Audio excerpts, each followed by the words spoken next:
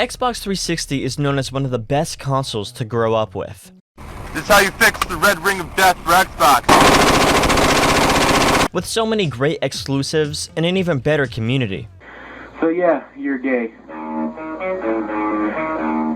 But I'm not here to talk about that side of the world of Xbox. I want to look at one of the many popular arcade games it had to offer. BattleBlock Theater. Made by indie dev team The Behemoth, best known for their other hit Xbox arcade game, Castle Crashers. I haven't actually played Castle Crashers, so sorry about that, but I have played BattleBlock Theater, and it's just as good as you remember it. One of the things you might remember most is the humor of the game. Not from just the game itself though, but from the narrator as well, who sadly didn't age as well as the game did. R.I.P. Stamper. He's not dead, but his mental is. That's all besides the point though.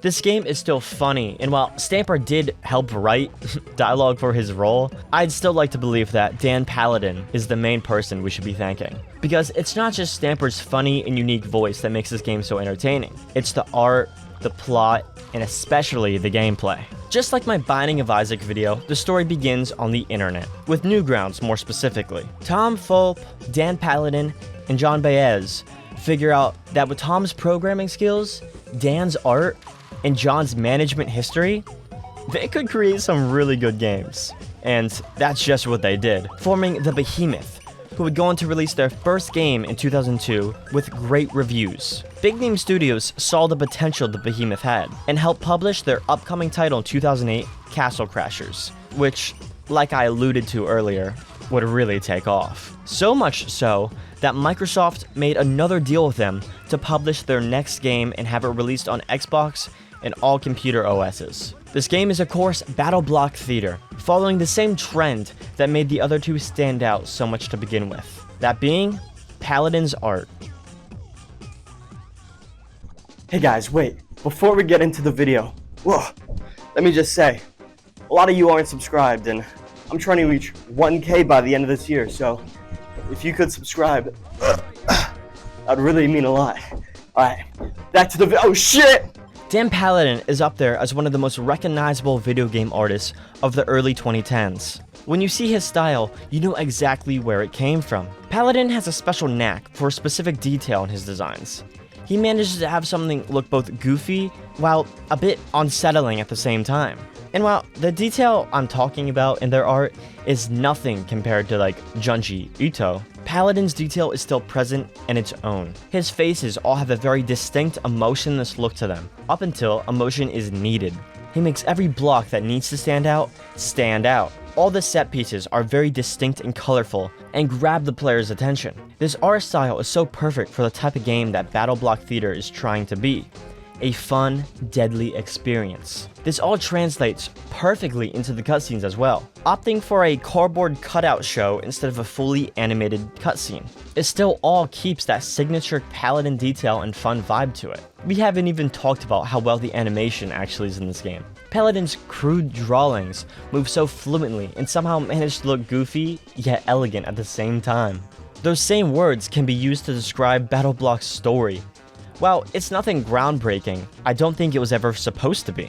The tale goes that you, along with Hattie and a bunch of other friends, set sail on an adventure aboard the SS Friendship. You all run into a massive storm and barely survive. They then run into another massive storm and end up crashing onto an island which seems deserted. Spoiler alert, it's not. Cats run this island and take you along with everyone else prisoner, forcing you all to act as entertainment for the rich cats. Except for Hattie, who's forced to wear a cursed hat that slowly sucks his life away, and they force him to act as the host of the show. This show is of course a deadly death run full of traps, guards, and gems for the player to collect in exchange for their freedom. As you progress, you learn more and more about what's going on with Hattie and the cats on the island. Without getting too specific in the details, the cat wardens eventually get sick of Hattie just lying around like a corpse and start revolting. Amongst this chaos, you grab Hattie and follow all the other inmates in an escape. Once free and aboard, you take that cursed hat off your best friend, only to learn it was too late. So obviously, you toss him overboard for the fish to eat. You also toss the hat overboard, which just happens to land on Hattie and starts pulsating. It blasts a huge beam into the sky, once again wrecking your ship and some weird alien stuff. In the end, there's no lesson to be learned and no actual explanation for what the hell just happened. But I think that's perfect for this game. A dark, silly story that makes almost no sense at all for a dark and silly game with gameplay that is crisp and precise, but also doesn't make any sense. I can't imagine this game any other way. Listening to Stamper blabber on and on about all this nonsense while you're getting blown up and fried to a crisp is timeless. Usually I try to dissect aspects of the game's story or even persuade the viewer to go experience it for themselves. But this game's story isn't very deep at all. It purely acts as another joke to boost the experience of the gameplay. And like I said previously, the main idea of this game is a death run. You suffer through challenging puzzles as you dodge countless traps. In theory, BattleBlock Theater is a very simple and straightforward game, but in actual execution, however, it's a highly painful experience for the masses. There are 8 total chapters to play through, each with 10 stages and 3 encore stages. The first half of this game is a bit of a breeze, taking maybe 3 to 4 minutes per stage. But once you reach that second half of the game, you'll probably find yourself screaming at the monitor and taking almost 10 minutes to solve a single puzzle. I promise it's still fun. It's just a massive jump in difficulty. Once you get in a rhythm though, you feel like you're on top of the world. The movement is so precise, and the timing is borderline exact. Not many games have parkour this unique and puzzles this satisfying. What I'm really trying to say here is that the game feels and plays incredibly well. It's always such a joy to see an indie team put so much care and effort into a project. And BattleBlock Theater is a perfect example of it, and it speaks for itself gameplay-wise.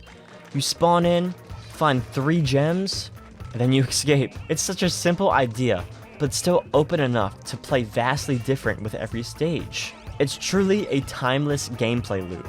The Behemoth always manages to create the perfect nostalgia game for anyone who misses the 2010s. From Castle Crashers to this. But for me personally, BattleBlock Theater is the one I am most fond of. Every time I stumble upon this game's art, or even a quote from Stamper's narration, I can't help but giggle and remember how great this game is. It's still such a shame that Stamper went off the deep end, but I'll still always try my best to remember him for this specific performance. Cause as great as this game is, it loses a lot of its charm without him. Him and the music. Cause holy shit, that gets my blood pumping. Do you as a friend, would you let me hit? Like casually? Depends on the day. Today. Like if I came to you in the middle of the night in a thunderstorm, soaking wet, begging for you to let me give you back shots, would you let me in? Yeah, it's too serious. I don't think so.